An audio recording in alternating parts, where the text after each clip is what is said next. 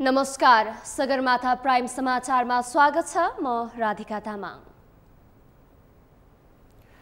नमस्कार, म पुष्पा श्री कार्की। सगरमाथा प्राइम समाचार सुरु गरौं अहिलेसम्मका मुख्य समाचारबाट। प्रतिनिधि सभाले कानून कार्यान्वयनको अवस्थाबारे अध्ययन गर्ने, कार्यान्वयनमा आएका कानूनको परीक्षण गर्ने प्रावधान राख्ने विषयमा सहमति।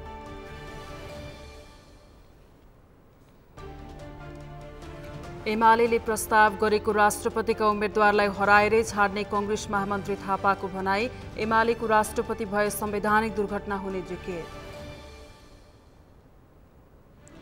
सक्षम नेतृत्वको अभावमा अर्थतन्त्रमा समस्या आएको उद्योग वाणिज्य महासंघका अध्यक्ष गोल्छाको भनाई। उद्योगी व्यवसायीहरूका हातखुट्टा भाँचिएको जिकिर।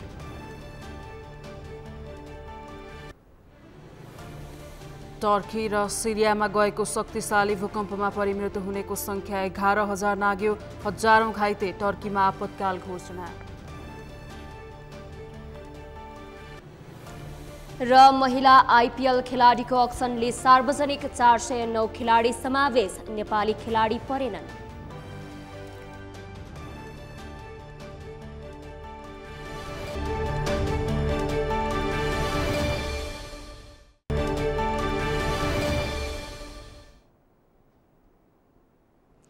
अब समाचार विस्तारमा। प्रतिनिधि सभाले कानून कार्यान्वयनको अवस्थाबारे अध्ययन गर्ने भएको छ। प्रतिनिधि सभा कार्य सञ्चालन नियमावली मस्यौदा समितिले नियमावली कार्यान्वयनमा आएका कानूनको परीक्षण गर्ने प्रावधान राख्ने विषयमा सहमति जुटाएको हो। यसअघि कानून कार्यान्वयनको अध्ययन गर्ने सम्बन्धमा नियमावली व्यवस्था गरिएको थिएन। नियमावली नै व्यवस्था गरेर अब भने कार्यान्वयनमा रहेका कानूनको अवस्था, सो कानूनप्रति आम नागरिकको चासो तथा कानूनबारे लक्षित वर्गमा जानकारी पुगे नपुगेको सम्बन्धमा अध्ययन गरिने भएको हो। कानून कार्यान्वयन मापन अध्ययनका लागि छुट्टै समिति बनाउने अथवा सम्बन्धित समितिले क्षेत्राधिकारभित्रका कानून कार्यान्वयनको मापन गर्ने भन्ने सम्बन्धमा भने मस्यौदा समिति टुङ्गोमा पुगेको छैन। छलफलमा मस्यौदा समितिका अधिकांश सदस्यले कानून कार्यान्वयनमा आएको 3 वर्षपछि त्यस्ता कानून कार्यान्वयनको परीक्षण गर्नुपर्ने धारणा राखेका छन्। मस्यौदा समितिका सचिव एकराम गिरीले कानून कार्यान्वयनको अवस्था अध्ययन गर्ने विषयमा सहमति भए पनि समयावधि बारेमा भने मस्यौदाको अन्तिम टुङ्गो नलागेसम्म भन्न नसकिने बताउनुभयो। छलफलमा आएको छ अहिले नै यति वर्ष राख्ने भनेर मस्यौदाले अन्तिम रूप नपाइसकेको अवस्थासम्ममा यी विषयहरूमाथि परिमार्जन गर्न सकिने भएकोले अहिले नै यति वर्ष भनेर टुङ्गिएको अवस्था होइन। यद्यपि 3 वर्ष र 5 वर्षको कुरा आइरहेको अवस्था हो। सम्बन्धित समितिको कार्यक्षेत्रभित्र पर्ने विषयहरूका सम्बन्धित कानुनको सन्दर्भमा सम्बन्धित विषयगत समितिले नै मापन गर्नुपर्ने भन्ने दृष्टिकोणबाट यो छलफल अगाडि बढेको छ। विज्ञहरूले कानून बने पनि कानूनबारे सर्वसाधारणलाई जानकारी नभएको, लक्षित वर्ग लाभान्वित हुन नसकेको तथा कतिपय कानूनहरू 5 वर्षसम्म पनि कार्यान्वयनमा नै नआएको भन्दै कानून कार्यान्वयनको अवस्था अध्ययन गरी आवश्यक सुधार गर्नुपर्ने आवश्यकता औल्याउँदै आएका छन्। तर नियमावलीमा स्पष्ट व्यवस्था नभएकाले कानून कार्यान्वयनको अवस्थाको अध्ययन गरिएको छैन।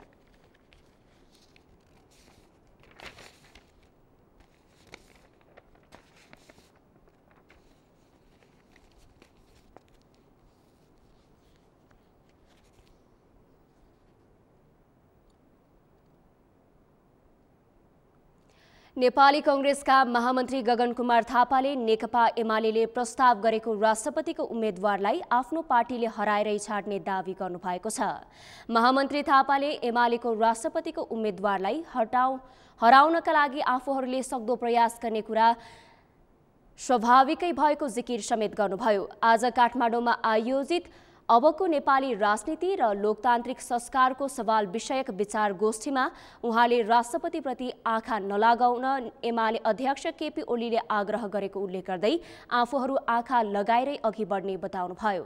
महामन्त्री थापाले राष्ट्रपति एमालेको भए मुलुकमा संवैधानिक दुर्घटना हुने डर कांग्रेसको भएकाले आफूहरू त्यो डरबाट मुक्त हुन पनि राष्ट्रपति आफू पक्षको बनाउन सबै प्रयास गर्ने बताउनुभयो।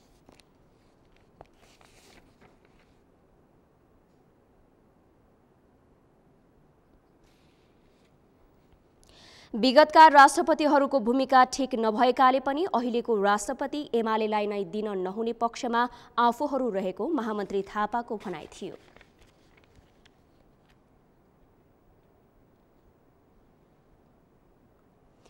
नेपाली कांग्रेसका नेता एवं प्रतिनिधि सभाका सांसद प्रदीप पौडेलले आफूलाई संसद चुनावी सभा हो कि भन्ने आभास भइरहेको टिप्पणी गर्नुभएको छ। बुधबार काठमाडौँमा आयोजित अबको नेपाली राजनीति र लोकतान्त्रिक संस्कारको सवाल विषयक विचार गोष्ठीमा बोल्दै उहाँले आफू पहिलो पटक संघीय संसदमा पुगेको उल्लेख गर्दै त्यो ठाउँ संसद हो कि चुनावी सभा छुट्याउन गाह्रो भइरहेको बताउनु भएको हो। नेता पौडेलले संसदमा झुटो बोल्नु हुँदैन भन्ने हेक्का समेत सांसदहरूले राख्न नसकेको भन्दै असन्तुष्टि समेत व्यक्त गर्नुभयो। उहाँले संसदमा झुटो बोल्दा आफ्नो खण्डन हुने र त्यसबाट व्यक्तित्वमा आँच आउन कुरालाई समेत हेक्का नराखी नेताहरूले बोल्ने गरेकोमा पनि आपत्ति जनाउनुभयो। सबैको नजर केन्द्रित भएको संसदमा झुटो बोल्नु हुँदैन,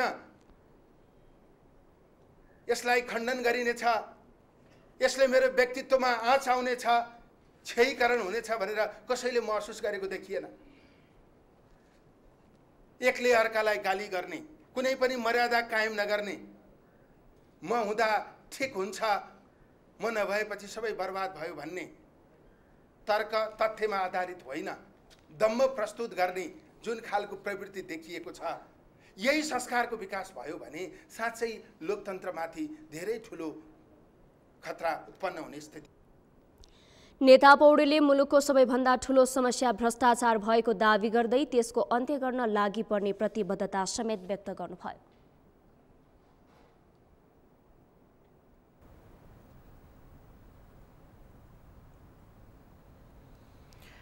नेकपा एकीकृत समाजवादीकी सचिव एवं पूर्व मन्त्री रामकुमारी झाँक्रीले सत्तारूढ राष्ट्रिय प्रजातन्त्र पार्टीको चर्को आलोचना गर्नुभएको छ।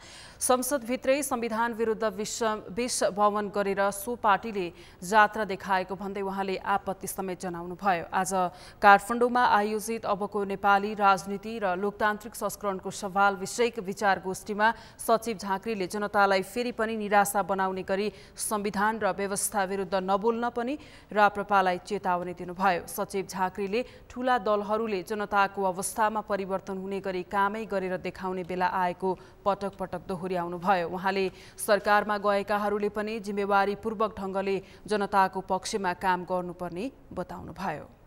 सांगठनिक हिसाबले, कार्यकर्मीक हिसाबले र पार्टी निर्वाचनमा सरकारमा जाने पार्टी प्रतिस्पर्धामा जानलाई जनताका सपनाहरूलाई बबलिङ गर्ने कि सपनाहरूलाई भिजिबल बनाउने त्यो कार्यक्रम चाहिँ र सरकारमा पुग्दाखेरि त्यसलाई कार्यक्रमिक हिसाबले त्यसलाई अत्यावधिक हामी कसरी काम गर्छौँ त टाइम फ्रेमभित्र काम गर्ने गरी गयौँ भने आजको यी सारा चिजबाट हामी अगाडि डिपार्चर हुने।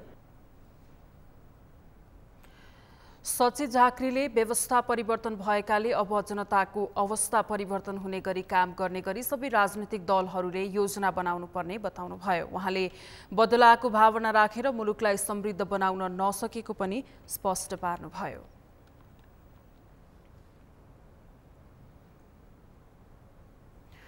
नेत्रविक्रम चन्द विप्लव नेतृत्वको नेपाल कम्युनिस्ट पार्टीले फागुन 5 र 15 गते देशव्यापी विरोध प्रदर्शन गर्ने भएको छ। आज काठमाडौँमा केन्द्रीय समिति बैठकका निर्णय सार्वजनिक गर्दै पार्टीले महँगी र चर्को ब्याजदर विरुद्ध देशव्यापी विरोध प्रदर्शन गर्ने जनाएको छ। कार्यक्रममा नेपाल कम्युनिस्ट पार्टीका महासचिव नेत्रविक्रम चन्दले विदेशीहरूको इशारामा नेपालको सरकार ढल्ने र बन्ने गरेको दावी गरेका छन्। अमृत ढकालको रिपोर्ट।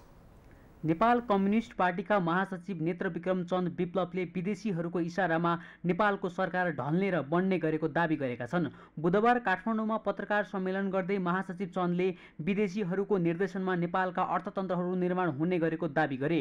उनले नव उदारवादी नीतिको कारणले नेपालको अर्थतन्त्रलाई टाट पल्ट्याउने र मुठ्ठीभर विदेशी एकाधिकार पुँजीपतिहरूले नेपालमा भएको अर्थतन्त्रमा कब्जा जमाउने परिस्थितिको अन्त्य हुन आवश्यक रहेको बताए। यदि नेपाललाई साँच्चै नै हैन सही अर्थको आत्मनिर्भरता लैजाने हो, नेपाललाई स्वाधीन बनाउने हो भने यो दलाल पुँजीवादी विदेशीहरूले इसारा गरेको भरमा सरकार ढल्ने र बन्ने, विदेशीहरूको निर्देशनमा यहाँका अर्थतन्त्रहरू निर्माण गरिने, नव उदारवादी नीतिको कारणले नेपालको अर्थतन्त्र टाट पटाउने, मुठ्ठीभर विदेशी एकाधिकारवादी पुँजीपतिहरूले नेपालमा भएको अर्थतन्त्रमा कब्जा जमाउने जो परिस्थिति छ त्यसको अन्त्य यो नयाँ पिढीले सोच्नेछ।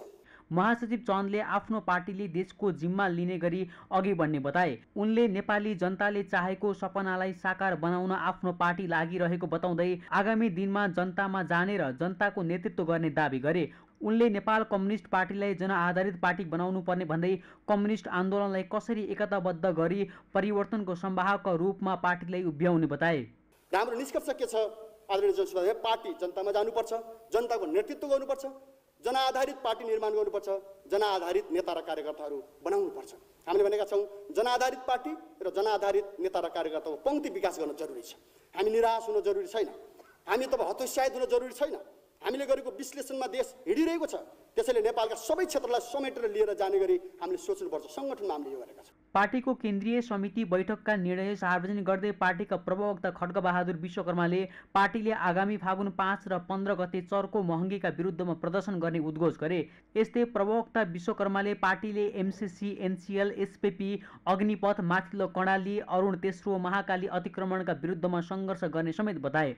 नेपालको भूराजनीतिक र कम्युनिस्ट जनमतका कारण भूबन्धकी साम्राज्यवाद, क्षेत्रीय साम्राज्यवादबाट राजनीतिक, आर्थिक, सांस्कृतिक क्षेत्रमा भइरहेको व्यापक हस्तक्षेप, अतिक्रमणका विरुद्ध राष्ट्रिय स्वाधीनताको सङ्घर्ष सञ्चालन गर्ने, खास गरी एमसीसी, एनसीएल, एसपीपी, अग्निपथ, माथिल्लो कर्णाली, अरुण तेस्रो, महाकाली अतिक्रमणका विरुद्ध सङ्घर्ष गर्ने। प्रवक्ता विश्वकर्माले जनताका मौलिक अधिकारका लागि सङ्घर्ष गर्ने, राज्यले मिटर ब्याजीलाई अपराधी घोषणा गर्नुपर्ने बताए। उनले सरकारसँग पार्टीले गरेको 3 बुँदे सहमति अनुसार एकीकृत जनक्रान्तिका कारण जेलमा रहेका नेताहरू रिहा हुनुपर्ने माग गरे। सगरमाथा टेलिभिजनका लागि क्यामेरामा सन्तोष चन्दका साथमा अमृत ढकाल, काठमाडौँ। सुदूरपश्चिम प्रदेश सभाको पहिलो अधिवेशनको 7औं बैठक स्थगित भएको छ। मुख्यमन्त्री राजेन्द्र सिंह रावलले विश्वासको मत लिने गरी बोलाएको प्रदेश सभा बैठक स्थगित भएको हो। सत्ता गठबन्धनमा रहेको नागरिक उन्मुक्ति पार्टीले आफ्ना माग पूरा नहुँदासम्म विश्वासको मत नदिने अडान राखेपछि प्रदेश सभाको बैठक स्थगित भएको हो। संवैधानिक व्यवस्था अनुसार माग 26 गते भित्र विश्वासको मत लिइसक्नुपर्ने प्रावधान अनुसार अन्तिम दिन 26 गते दिउँसो 1 बजे बस्ने बैठकमा मुख्यमन्त्रीले विश्वासको मत लिने जनाइएको छ। कैलालीबाट दिनेश विष्टको रिपोर्ट। सुदूरपश्चिम प्रदेशका मुख्यमन्त्री राजेन्द्र सिंह रावलले बुधबार प्रदेश सभामा विश्वासको मत लिने तयारी थियो। सुरुमा बिहान 11 बजेका लागि बैठक बोलाउने बताइए पनि सर्वदलीय सहमतिबाट दिउँसो 1 बजे बैठक बस्ने निर्णय भएको थियो। तर मङ्गलबार नै सत्तारूढ नागरिक उन्मुक्ति पार्टीले विश्वासको मत नदिने उद्घोष गरेपछि प्रदेश सभाको बुधबारको बैठक स्थगित भएको हो। अर्को बैठक बिहिबार दिउँसो 1 बजे बस्ने गरी बुधबारको बैठक स्थगित भएको प्रदेश सभा सचिवालयले सूचना जारी गरेर जानकारी गराएको हो। निर्णायक भूमिकामा रहेको नागरिक उन्मुक्ति पार्टीले विश्वासको मत नदिने बताएपछि मुख्यमन्त्री रावलको पद सङ्कटमा परेको छ। टिकापुर घटनामा दोषी ठहर भई जन्मकैदको सजाय भुक्तान गरिरहेका रेशम चौधरीको रिहाई हुनुपर्ने माग राखेको नागरिक उन्मुक्ति पार्टीले उक्त माग सम्बोधन नभएको भन्दै विश्वासको मत नदिने बताइरहेको छ। तर अन्तिम समयमा भए पनि विश्वासको मत पाउने सरकारले दाबी गरेको छ। नागरिक उन्मुक्ति पार्टीले निशर्त रूपमा होइन, केही शर्तबद्ध रूपमा उहाँहरूले आफ्नो अडान राख्नु भएको छ। त्यसो हुँदा त्यो विषय शीर्ष तहको नेतृत्वले अगाडि तेर्स्याइएको छ र आज सम्माननीय प्रधानमन्त्री र नेकपा एमालेका अध्यक्षको बीचमा केही गम्भीर छलफल भएको छ। रेशम चौधरी र उहाँको पार्टीका सबै नेताहरूसँग हुने संवादबाट केही न केही सकारात्मक निकास आउँछ भन्ने हामीलाई विश्वास भएरै आज स्थगित भएको छ। त्यसैले हामी अन्तिमसम्म पनि सरकारलाई विश्वासको मत दिलाउने सम्पूर्ण प्रयास केन्द्रित गर्छौँ, किनभने संवैधानिक रूपमा पनि हामीलाई भोलिसम्म त त्यसै पनि अधिकार छ। अब अन्तमा सार्वभौम यहाँको प्रदेश सभाले गर्ने फैसला त हामी सबैले मान्नु छँदैछ। यता प्रदेश सभाको बैठक सारिएपछि नेपाली काङ्ग्रेसले विरोध जनाएको छ। प्रमुख प्रतिपक्षी दल नेपाली काङ्ग्रेसले आफूहरूसँग सल्लाह नै नगरी बुधबार आह्वान गरिएको बैठक मुख्यमन्त्रीको इसारामा सभामुख भीमबहादुर भण्डारीले सारेको भन्दै विरोध जनाएको हो।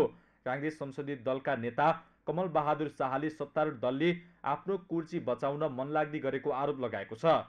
सर्वदलीय बैठकको निर्णयलाई लत्याउँदै सभामुखले संसदीय मर्यादा विपरीत काम गरेको भन्दै काङ्ग्रेसले आपत्ति जनाएको हो। प्रश्न म तपाईँलाई एउटा कुरा के पार्दिन्छु भने यदि उनीहरूको बहुमत पुगेन, संवैधानिक व्यवस्था अनुसार काङ्ग्रेसले सरकार निर्माण गर्ने अवस्था भयो भने त्यो त संवैधानिक व्यवस्थै छ। उनीहरूले बहुमत नपायो भने त्यो त सिधै काङ्ग्रेसले सरकार निर्माण गर्छ र काङ्ग्रेसले सरकार निर्माण गर्यो भने काङ्ग्रेसले बहुमत सिद्ध गर्छ। यसमा तपाईँहरू सबै मिडियाकर्मीहरू ढुक्क भएर बसेको हुन्छ र म सुदूरपश्चिमका सबै आम मतदातालाई जनतालाई यो आश्वस्त पार्न चाहन्छु। माओवादीसँग सहकारी हुन्छ होइन, हाम्रो सबैसँग छलफल भइरहेछ। हिजो हामी निर्वाचनमा पनि सँगै गएका शक्तिहरूका बिचमा पनि राजनीतिक शक्तिहरूसँग पनि संवाद निरन्तर चलेको छ।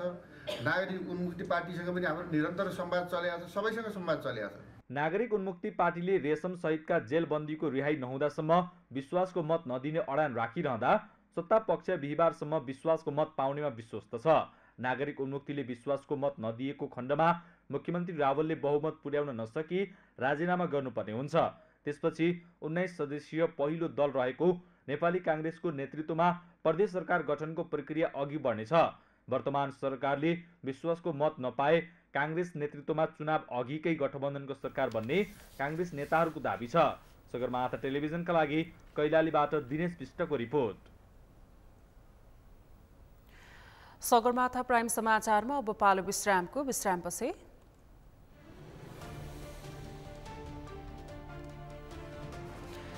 सक्षम नेतृत्वको अभावमा अर्थतन्त्रमा समस्या आएको उद्योग वाणिज्य महासङ्घका अध्यक्ष गोल्छाको भनाई। उद्योगी व्यवसायीहरूका हातखुट्टा भाँचिएको जिकिर। नेपालीको भान्सा दिन प्रतिदिन महँगो हुँदै महँगीको मारमा सर्वसाधारण मूल्य वृद्धि 7% बढ्यो, अझै बढ्ने सङ्केत।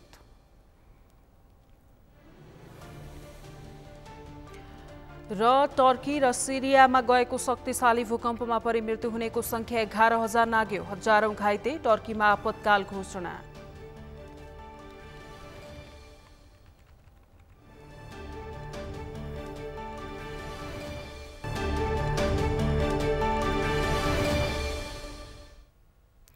विश्रामपछि सगरमाथा प्राइम समाचारमा स्वागत छ। अब बाँकी समाचार। नेपाल उद्योग वाणिज्य महासङ्घका अध्यक्ष शेखर गोल्छाले अर्थतन्त्रलाई ड्राइभ गर्न सक्ने क्षमता नेतृत्व नहुँदा अर्थतन्त्रमा समस्या आएको दावी गर्नुभएको छ। मंगलबार महासङ्घले काठमाडौँमा आयोजना गरेको एक कार्यक्रममा बोल्दै अध्यक्ष गोल्छाले मुलुकको अर्थतन्त्रलाई ड्राइभ गर्ने क्षमता सक्षम नेतृत्व नहुँदा अर्थतन्त्रमा चुनौतीहरू देखिएको बताउनु भएको छ। उहाँले नेतृत्वले अर्थतन्त्रमा आउने खतराको अनुमान पहिल्यै गर्न नसक्दा अर्थतन्त्र दुर्घटनामा परेको उल्लेख गर्नुभयो। उहाँले अर्थतन्त्रलाई ड्राइभ गर्ने अर्थ मन्त्रालय र राष्ट्रिय बैंकको नेतृत्वले दूरदृष्टिले नहेर्दा अहिलेको अवस्था सृजना भएको पनि बताउनु भएको छ। उहाँले अर्थतन्त्रमा सबैभन्दा चलाख बैंकर देखिएको उल्लेख गर्नुभयो। उहाँले बैंकरहरू अर्थतन्त्रमा समस्या आउनुभन्दा पहिले नै हाम फाल्न सफल हुँदा बैंकहरू ठूलो दुर्घटनामा नपरेको दावी गर्नुभयो।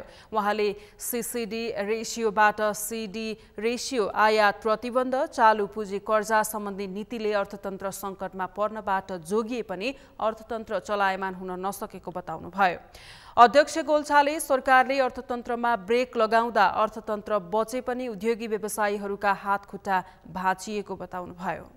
त्यस्तो किसिमको चाहिँ ट्रेनिङ दिनु पर्यो जसले चाहिँ त्यो नेक्स्ट डे अथवा भनेर चाहिँ सुरु गरिसकेपछि त्यसले चाहिँ तुरुन्त काम गर्न सकोस् अथवा कुनै नयाँ भनौँ न अब व्यावसायिक एक्टिभिटी चाहिँ सुरु गर्न चाहिँ सकोस्। त्यस्तो किसिमको चाहिँ हामीले एउटा चाहिँ एजुकेसन चाहिँ दिनुपर्छ भन्ने चाहिँ मलाई लाग्छ।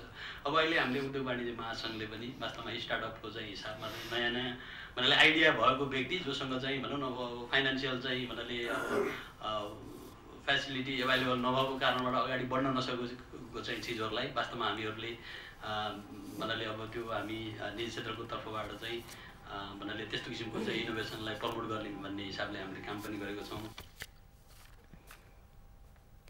अध्यक्ष गोल्छाले सहकारी र लघु वित्तमा तरलता सहज नहुँदासम्म अर्थतन्त्र चलायमान हुन नसक्ने पनि बताउनु भयो। उहाँले तल्लो तहमा तरलता सहज नहुँदासम्म बजारमा माग नबढ्ने र माग नबढ्दासम्म बजारमा आर्थिक गतिविधि बढ्न नसक्ने दावी गर्नुभयो। अध्यक्ष गोल्छाले नेपालको जीडीपी भन्दा धेरै ऋण प्रभाव भए पनि वित्तीय क्षेत्रमा जोखिम नरहेको बताउनुभयो। उहाँले नेपालको वित्तीय क्षेत्रले अर्थतन्त्रको आकारभन्दा बढी ऋण प्रभाव गरे पनि उत्पादन क्षेत्रमा लगानी नभएको संकेत गर्नुभयो। उहाँले बैंकको धेरै कर्जा व्यापारिक प्रयोजनमा गएको भन्दै ऋण पनि धितोमा आधारित भएकाले जोखिम नभएको बताउनुभयो।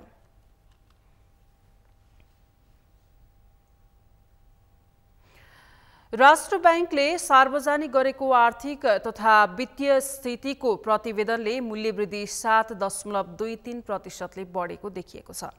प्रतिवेदनले मुलुकको आर्थिक अवस्था सबल हुँदै गएको देखाए तापनि मूल्यवृद्धि भने बढेको हो। अन्तर्राष्ट्रिय विनिमय दर, पेट्रोलियम पदार्थको मूल्य वृद्धि, बैंकको ब्याज दर लगायतका कारणले दैनिक उपभोग गर्ने खाद्यान्नको मूल्य बढेको राष्ट्र बैंकको प्रतिवेदनमा उल्लेख गरिएको छ।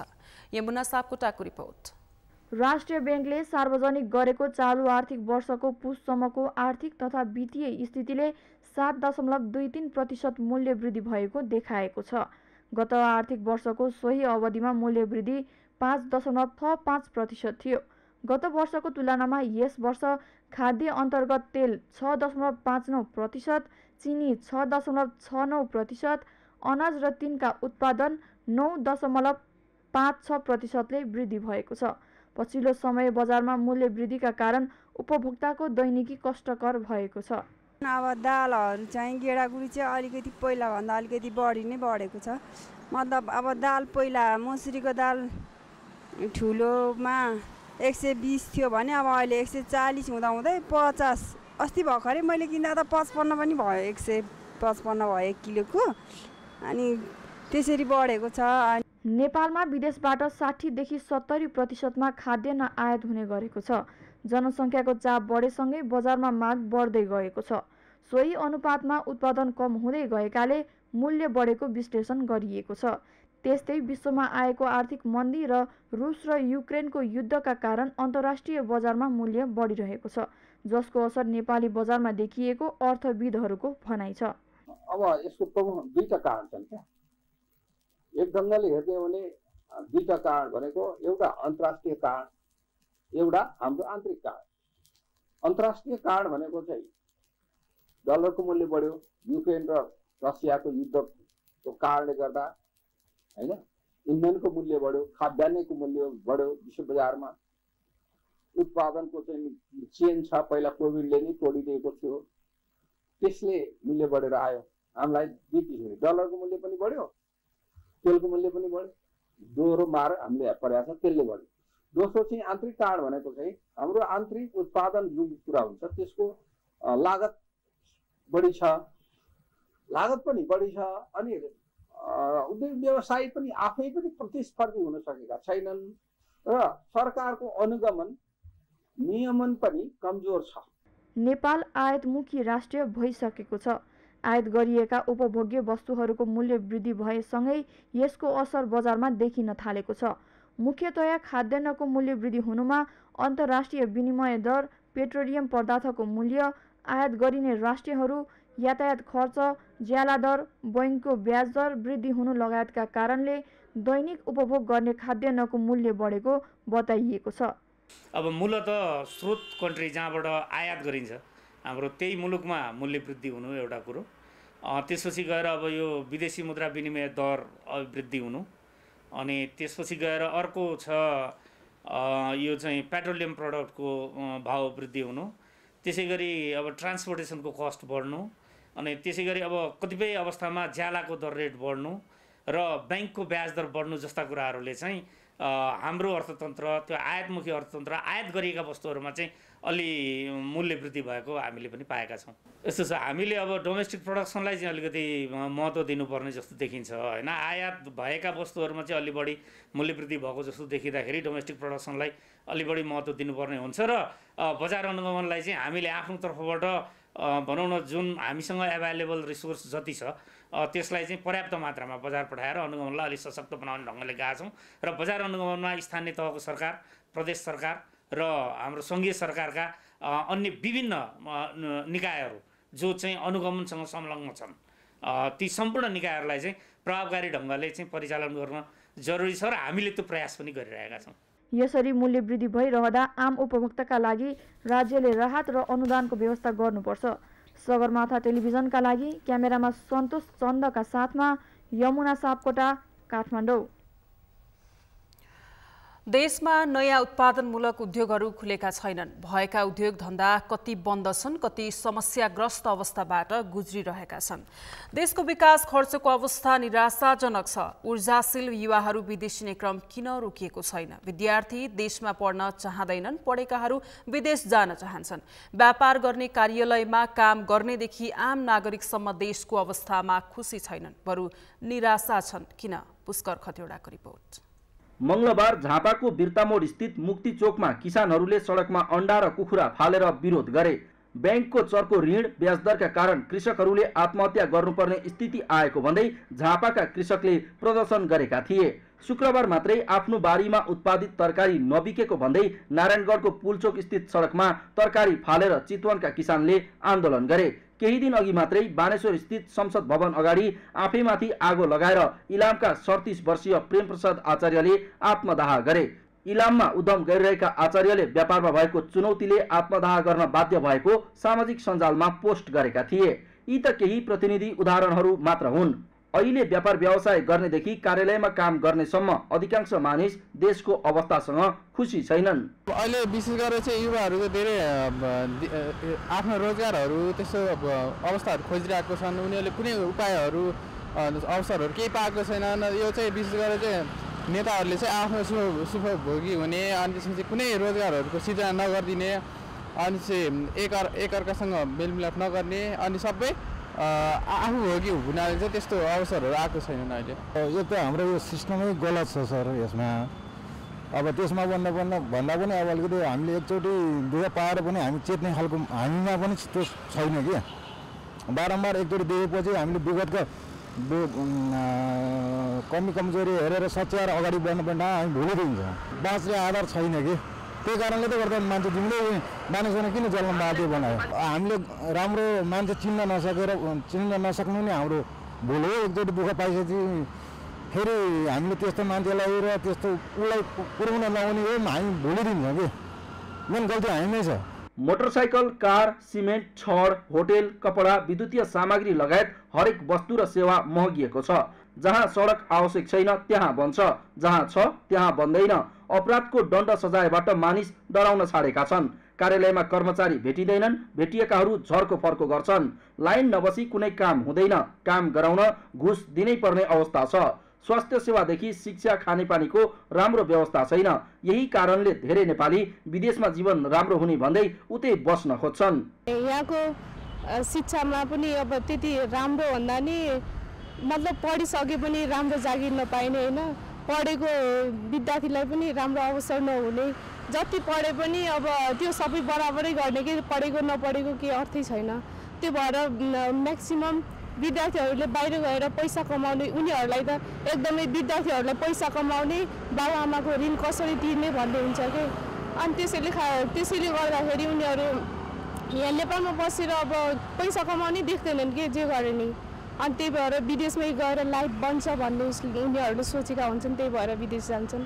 नेपाली जनतामा अहिले सबैभन्दा बढी राजनीतिप्रतिको वितृष्णा छ। सङ्घर्ष गरेर ल्याएको परिवर्तनमा पनि विगतकै अवशेषको थुप्रो देख्दा जनताको मनोभाव थकित र गलित छ। जनताले सामान्य औषधि समेत पाउँदैनन्। नेतालाई भने सिङ्गापुर, थाइल्यान्ड र अमेरिका गएर उपचार गराउन कुनै नौलो कुरो छैन। ठुलाले गरेका गल्तीमा कहिल्यै उचित दण्ड नहुने, घुसखोरी र भ्रष्टाचारको अन्त्य नहुने र राज्यको स्रोत र सम्पत्तिको दुरुपयोग भइरहेको छ।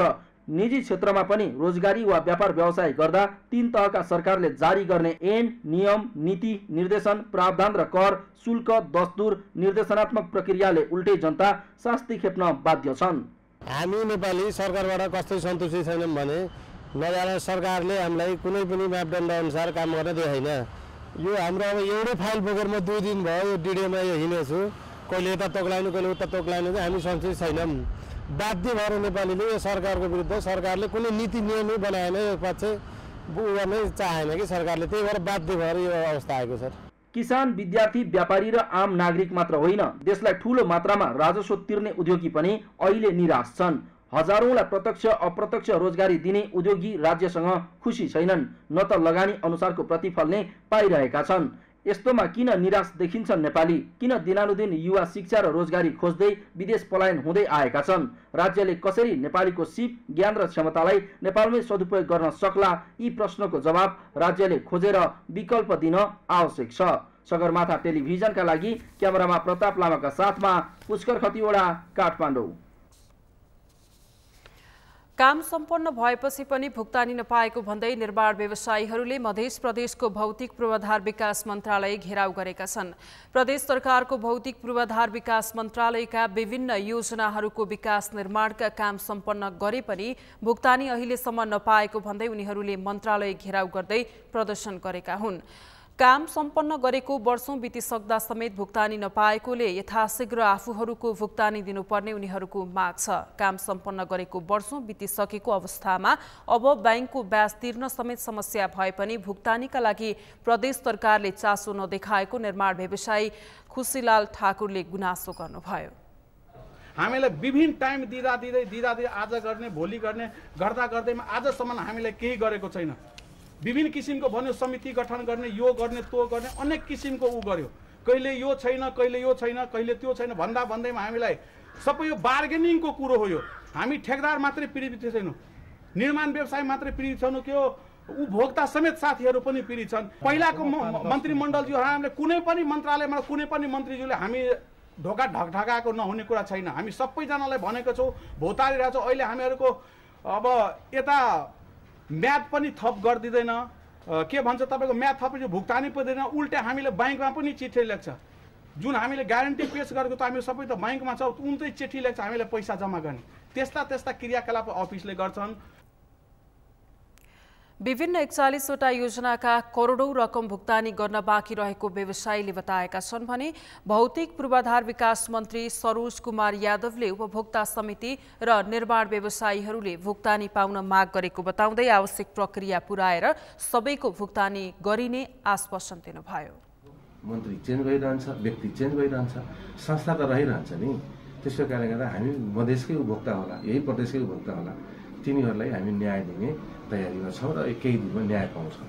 अब मुख्यमन्त्री स्वतन्त्र अभियान हामीले चलाएको योजना हो, भौतिक पूर्वाधार मन्त्रालयले चलाएको योजना होइन। तपाईँको त्यताबाट ठेक्न नसकेर सबै फाइलहरू हाम्रो मन्त्रालयमा दिएको छ। अब हाम्रो मन्त्रालयको कर्मचारीले के भन्दैछ भने, यहाँको के अरे अधिकारीले के भन्दैछ भने, अब केही विषयवस्तुहरू अख्तियारसँग जोडिएको कारणले गर्दा अख्तियारको विषय टुङ्ग्याइदिनु पर्यो। धेरै डकुमेन्टहरू छैन त्यसमा, बिना डकुमेन्टको त हाम्रो मन्त्रालयले पेमेन्ट गर्न मान्दैन नि त। हामीले के गरेको छ भने त्यसको छानबिनको लागि समिति बनाइदिएका छौँ। त्यो समितिले प्रतिवेदन पेश गर्छ र त्यो पेमेन्टतिर हामी लाग्छौँ। मध्य प्रदेश सरकारका अन्य मन्त्रालयहरूको पनि विभिन्न उपभोक्ता समितिको करिब 1 अर्ब रुपैयाँ भुक्तानी गर्न बाँकी छ। यसअघि आर्थिक वर्ष 2075-76 पनि प्रदेश सरकारको योजनाको बाँकी भुक्तानी नदिएको भन्दै उपभोक्ता समितिले यसअघिका मुख्यमन्त्री लालबाबु राउत लगायतका केही मन्त्रीको तस्बिर अङ्कित ब्यानरमा जुत्ता प्रहार गरेर विरोध जनाएका थिए।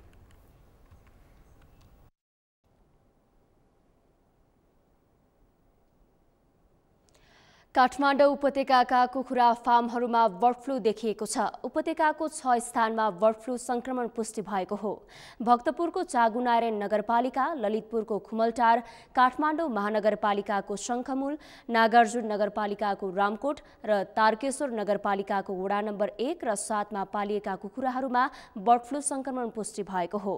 बर्ड फ्लू संक्रमण भएका फार्महरूका कुखुरा, अण्डा र दाना समेत नष्ट गरिएको पशु सेवा विभागले जनाएको छ। यमुना सापकोटाको रिपोर्ट। 15 देखि 20 गते पशु सेवा विभागद्वारा गरिएको अनुसन्धानले काठमाडौँ उपत्यकाका विभिन्न क्षेत्रमा बर्ड फ्लू संक्रमण पुष्टि भएको छ। भक्तपुरको चागुनारायण नगरपालिका 10, ललितपुर महानगरपालिका 15 को खुमलटार तथा काठमाडौँ महानगरपालिका 10 को शङ्खमूल, नागार्जुन नगरपालिका 7 को रामकोट, तारकेश्वर नगरपालिका 1 साङ्लेछाप र वडा नम्बर 7 को फुटुङका विभिन्न कुखुरा फार्महरूमा बर्ड फ्लू संक्रमण पुष्टि भएको हो। बर्ड फ्लू पुष्टि भएका स्थानमा 6,718 सङ्क्रमित पंक्षी, 10,245 अन्डा, 550 केजी दाना नष्ट गरिएको पशु सेवा विभागले जनाएको छ। उक्त क्षेत्रहरूलाई बर्ड फ्लू संक्रमण प्रभावकारी घोषित गरिएको छ। संक्रमण पुष्टि भएका फार्महरूको पंक्षीजन्य पदार्थ र उत्पादन सामग्री सुरक्षित साथ नष्ट गरिनुका साथै निसंक्रमण क्षेत्र घोषणा गरिएको पशु सेवा विभागले जनाएको छ। काठमाडौँको तारकेश्वर नगरपालिकामा मात्र 2वटा फार्ममा बर्ड फ्लू देखिएपछि 940 कुखुरा, 700 हाँस, 1460 अन्डा, 100वटा अन्डा राख्ने क्रेट र 100 केजी दाना नष्ट गरिएको छ। अहिले उक्त फार्महरू खाली रहेको स्थानीय जनप्रतिनिधिले जनाएका छन्। उनीहरूले जचाउन लगे, ल्याबबाट त्यो रिपोर्ट ढिला आइदिनको कारणले उनीहरूको कुखुरा चाहिँ भसक्कै नै मर्यो, मार्न भ्याएन, सबै मर्यो उनीहरूको चाहिँ। अनि उनीहरूको चाहिँ एउटै नै मार्न नभ्याएको भएर यो अब कसैले गर्ने रे भन्ने भयो होइन। उनीहरूको चाहिँ सबै लगेर उहाँ पारिरहेर गाडे, उनीहरूको चाहिँ गाडीमै हालेर टाढै लगेर गाडे। अब यहाँको चाहिँ सबै मारेर यहीँ गाडेको ठाउँ यही हो, यही गाडेको हो सबै कुखुरा, अन्डा, अब दाना सबै इत्यादि यही नै गाडे हो। बर्ड फ्लूबाट सतर्क रहन दैनिक फार्म तथा फार्मबाट निस्किएपछि व्यक्तिगत सरसफाइ गर्ने, फार्मभित्र अन्य व्यक्तिहरूको निषेधमा रोक लगाउने र बेला बेलामा पंक्षीहरूको स्वास्थ्य जाँच गराउन आवश्यक रहेको पशु सेवा विभागले जनाएको छ। बर्ड फ्लू नियन्त्रण नियमावलीले कृषकहरूलाई उचित राहत दिनका लागि मापदण्ड गत वर्षको साउनदेखि कार्यान्वयनमा ल्याएको छ। नियमावलीले राहतको लागि 58 लाखभन्दा बढी बजेट छुट्याइएको विभागको भनाइ छ। बर्ड फ्लू नियन्त्रण नियमावलीमा प्रावधान भए बमोजिम ती क्षेत्रलाई प्रभावित क्षेत्र घोषणा गरिसकेको छ र चाहिँ सङ्घ, प्रदेश र स्थानीय तहको तिनै तहको सरकारको समन्वयमा ती क्षेत्रहरूमा चाहिँ रोग नियन्त्रण गर्नको लागि जिल्ला बर्ड फ्लू नियन्त्रण समितिको बैठक बसेर ती क्षेत्रमा भएको पंक्षीजन्य पदार्थ र पंक्षी उत्पादन सामग्री जुन बर्ड फ्लू सार्नको लागि सङ्क्रमित वस्तुहरू नष्ट गरिसकेको छ र तिनीहरूलाई सुरक्षित तरिकाले नष्ट गरेर सुरक्षित तरिकाले चाहिँ डिस्पोज गरेको छ। स्रोत आइडेन्टिफाई गरेर मन्त्रालय वा अर्थ मन्त्रालयको स्वीकृति लिइसकेर मन्त्री परिषदमा प्रस्तावको रूपमा पेश गरेका छौँ। यो नीतिगत निर्णय स्वीकृत हुने बित्तिकै किसानहरूले त्यसको चाहिँ क्षतिपूर्ति अथवा राहत पाउनुहुन्छ र यो वर्षको सन्दर्भमा हामीलाई त्यो प्रब्लम छैन, किनभने यो वर्ष किसानहरूले पाउने रकमको व्यवस्था पनि छ हैन, कार्यक्रम बजेट पनि छ र हामीसँग नीति पनि छ। बर्ड फ्लूको त्रास बढेसँगै बजारमा कुखुरा र अन्डाको माग घटेको व्यवसायीहरूले बताएका छन्। बर्ड फ्लूका कारण पंक्षी नष्ट गर्नु परेपछि किसानलाई पशु सेवा विभागबाट राहतको व्यवस्था गरिएको भए पनि अहिलेसम्म कृषकहरूले भने गत वर्षकै राहत पाउन सकेका छैनन्। बर्ड फ्लूको संक्रमण देखिएपछि विज्ञहरूले पंक्षीको मासु र अन्डा सेवन गर्दा आवश्यक सावधानी अपनाउन आग्रह गरेका छन्। सगरमाथा टेलिभिजनका लागि क्यामेरामा सुनिल कोलीका साथमा यमुना सापकोटा, काठमाडौँ। परोपकार प्रसूति तथा स्त्री रोग अस्पतालमा स्थापना भएको ह्युमन मिल्क बैंक पर्याप्त सेवा दिन सकेको छैन।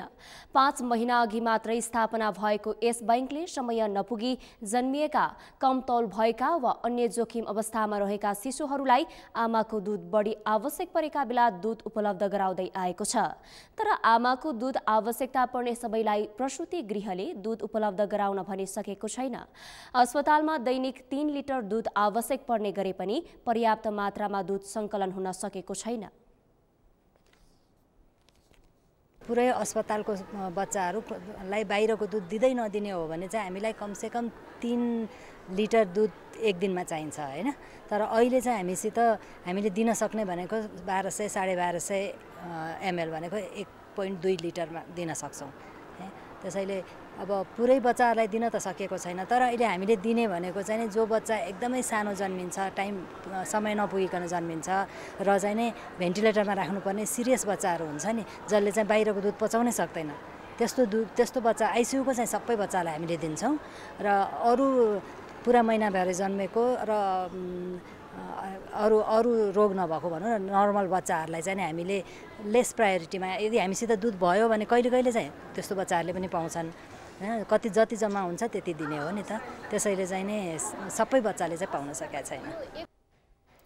आवश्यक मात्रामा दुध सङ्कलनका लागि प्रयास गरिरहेको अस्पतालले जनाएको छ।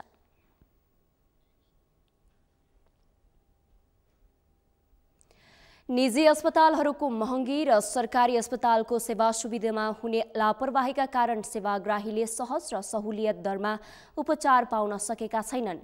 सरकारी पदाधिकारीहरूले समय समयमा स्वास्थ्य क्षेत्रको अनुगमन गर्ने गरे पनि सेवा सुविधा सुध्रिन सकेको छैन। यसै सन्दर्भमा आजको सगरमाथा जनबोलीमा हामीले सर्वसाधारणलाई सोधेका थियौं, स्वास्थ्य क्षेत्रको सेवा सुधार गर्न के गर्नुपर्ला? हेरौं उनीहरूको भनाई उनीहरूकै शैलीमा।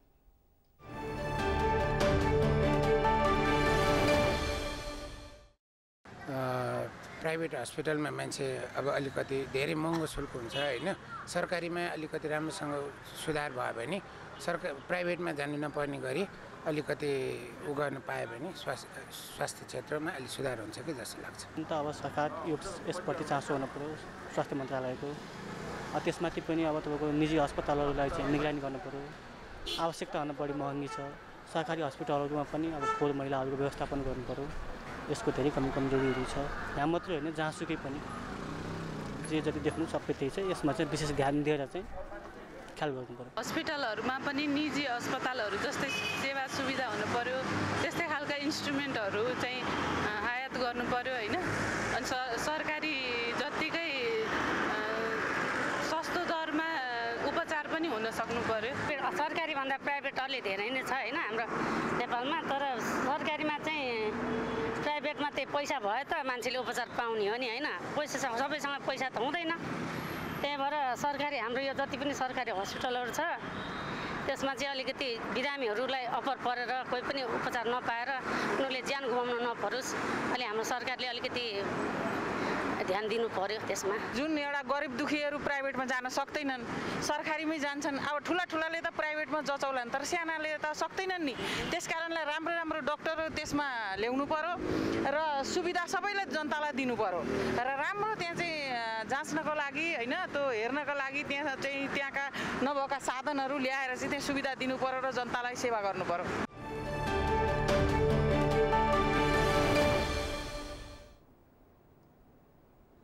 सगरमाथा समाचारमा अब पालो विश्रामको। विश्रामपछि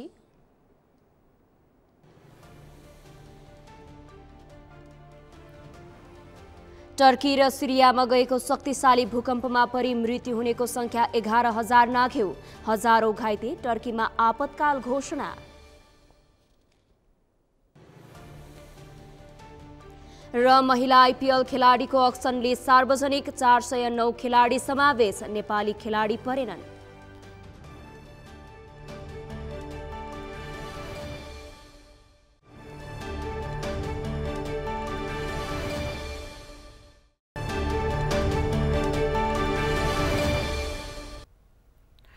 सगरमाथा प्राइम समाचारमा अब पालो अर्थ समाचारको।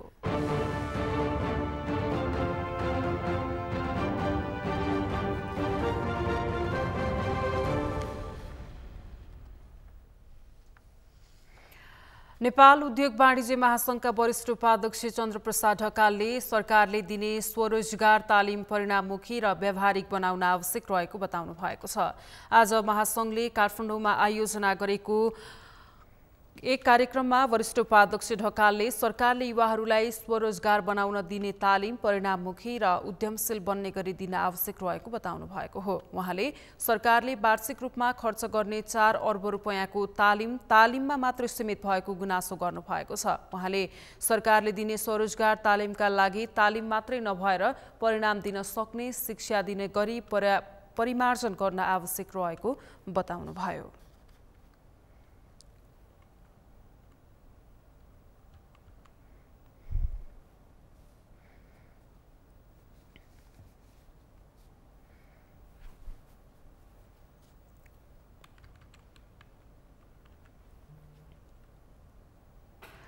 खेल समाचार सँगै हामी सगरमाथा प्राइम समाचारको अन्त्यमा छौं। अन्त्यमा मुख्य समाचार पुनः एकपटक। प्रतिनिधि सभाले कानून कार्यान्वयनको अवस्थाबारे अध्ययन गर्ने, कार्यान्वयनमा आएका कानूनको परीक्षण गर्ने प्रावधान राख्ने विषयमा सहमति। एमालेले प्रस्ताव गरेको राष्ट्रपतिका उम्मेद्वारलाई हराएरै छाड्ने कांग्रेस महामन्त्री थापाको भनाई। एमालेको राष्ट्रपति भए संवैधानिक दुर्घटना हुने जिज्ञे। सक्षम नेतृत्वको अभावमा अर्थतन्त्रमा समस्या आएको उद्योग वाणिज्य महासङ्घका अध्यक्ष गोल्छाको भनाई। उद्योगी व्यवसायीहरूका हात खुट्टा भाँचिएको जिकिर।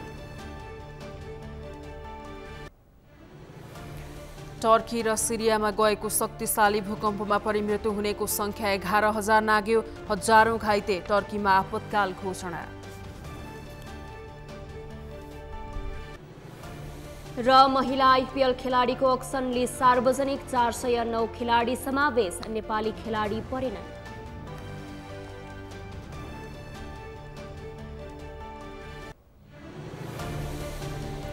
हवस् त सगरमाथा प्राइम समाचार अहिलेलाई सकियो। तपाईँ समाचार बुलेटिनका साथै सगरमाथा टेलिभिजनका सम्पूर्ण कार्यक्रम www.sagarmatha.tv मा पनि पढ्न र हेर्न सक्नुहुनेछ। साथै युट्युबमा youtube.com/sagarmatha.tv नेपालमा हेर्न सक्नुहुनेछ। तपाईँ हामीलाई फेसबुकमा पनि facebook.com/stv नेपालमा फलो गर्न सक्नुहुनेछ।